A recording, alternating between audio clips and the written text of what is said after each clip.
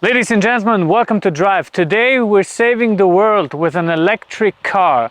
Our all-known friend, the Opel Corsa, and this time with an E. But before we go into the review, make sure to subscribe, make sure to like the video. Let's start the review. Friends, let's make this one quick and dirty. We want to know about the technical specs, how it drives, how it feels, how much range it has. But we have to consider the specs. The color, for example, is called Orange Fuzz. It costs an extra 800 Swiss francs update. You could have blue, red, and all of those special colors. Also, at the front, the design is very typical Opel Corsa style. There's not much done between the old models and this one. It's always kind of a facelift type of version. The length is kind of the same, the width also. So the face is pretty as always. At the front, you have this kind of openings here and some squarish angles. You could actually upgrade this one to fog lights. That would be like 200 Swiss francs extra. Those openings here are actually openings that we would have on a petrol engine car. This one is electrical, but the engine is really at the front, so it does help a little bit with cooling. The down part here is actually fake vents, so it doesn't help with nothing. They are open here, but on the side they're closed from about here, so let's say half of the opening down there is really to cool, the rest is just like the color Fuzz, Fugazi.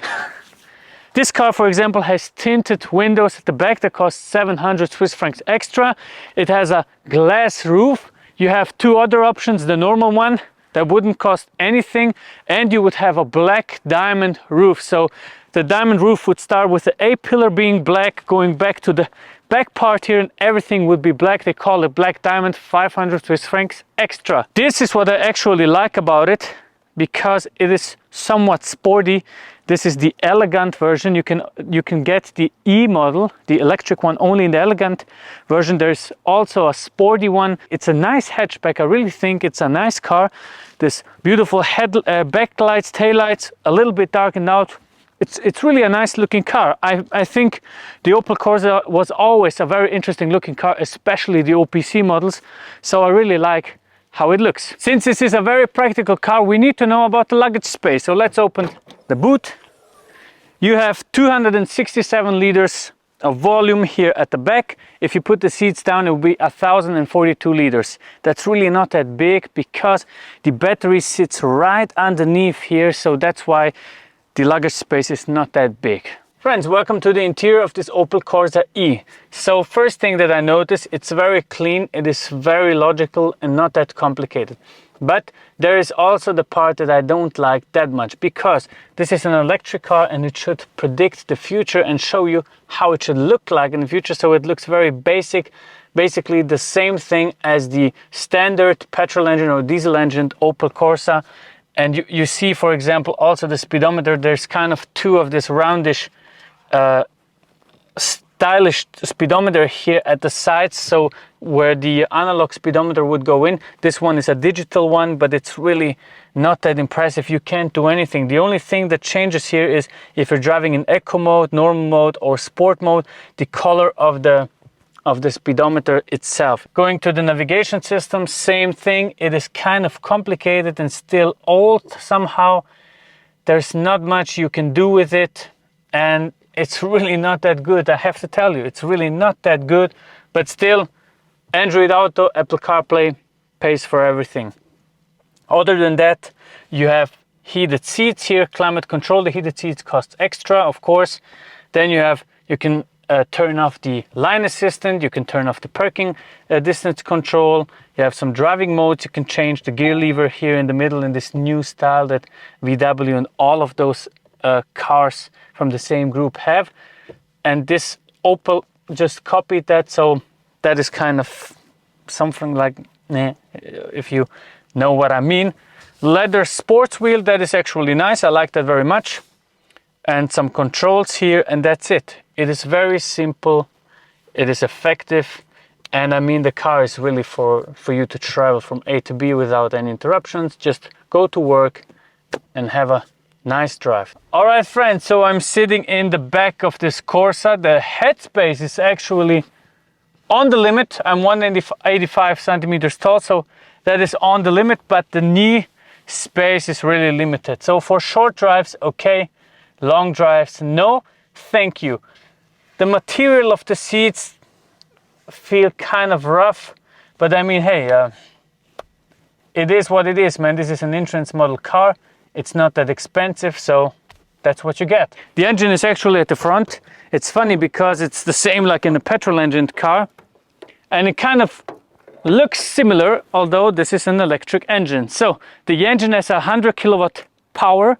That will be 136 horsepower, 260 newton meters of torque, can accelerate the car from 0 to 100 in 8.1 seconds, and tops out at 150 kph. It's front wheel driven, so that is very interesting. The range depends on how you drive, is about 350 to 370 kilometers. But if you drive on the Autobahn, it drops down dramatically to about 160 kilometers when you're driving 120 on the Autobahn. So, how long does it take to charge? Well, if you put it on a 100 kilowatt hour charging station, a super fast charging station, it would take you from 0 to 100% 1 hour and 13 minutes. If you have like a 50 kilowatt hour charging station, it takes up to 1 hour and 50 minutes, and 80% is reached in 30 minutes with a super fast charger. So yeah, that's not the best figure, and it's really a long time to charge it, but you would have to do it overnight. Let's find out how this car is to drive. We will start with Eco mode, then transfer to normal mode, and after that we'll go to sport mode. What you instantly feel on an electric car is, of course, that the weight is very low, so the balance is much more down to the ground. That is very interesting when you drive a car like this.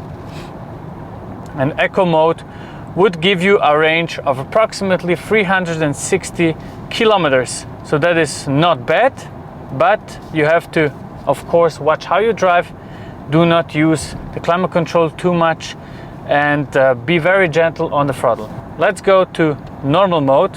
What I feel instantly is that the throttle response is a little bit sharper, so you have a little bit more pull when you press your foot on the throttle. If it's 20 degrees Celsius outside and you drive 120 kph, you would get to a range of 170 kilometers, so that is really not that good. But as soon as the speed drops down, you have much more range. As you get towards faster speeds, 100 kph, etc., there's a lot of wind noise. But other than that, I mean, it's a solid drive, really. All right, let's test it from 0 to 100. Let's go to sport mode. Okay, the speedometer gets red, of course. All right, so that should go in 8 seconds. Great pull. 50, 60, 70, 80, 90, and 100. So that feels kind of solid. Feels good. Interesting, of course, as always, when you press the throttle to the bottom on an electric car, you always have kind of this pull. Let's say you're driving 60 and you want to overtake a lorry or something. 60, pull. You feel it pressing you into the seats, and this is an entrance model car, so that is quite good. Only problem is it's quite expensive. 36,000 Swiss francs, man. In some countries like Germany and Switzerland, the government helps you out if you have an electric car. It would actually be somewhat at 20,000 Swiss francs, for example, with all of those subventions. So that would be a very good price and a good bang for the buck.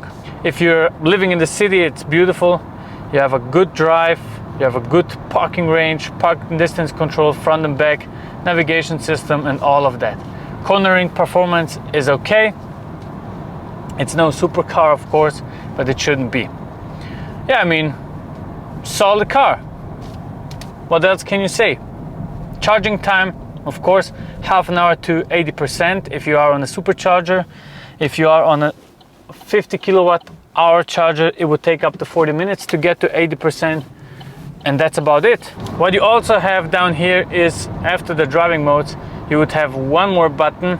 You have, of course, your gear lever, reverse, neutral, park, and all of that, but you have one more button which is called B. and the B button helps you brake. So it's the recuperation of the batteries, so you can charge them back while braking, and as soon as you press it, you feel that the car is charging and braking a little bit more, so you wouldn't even have to use the brake anymore.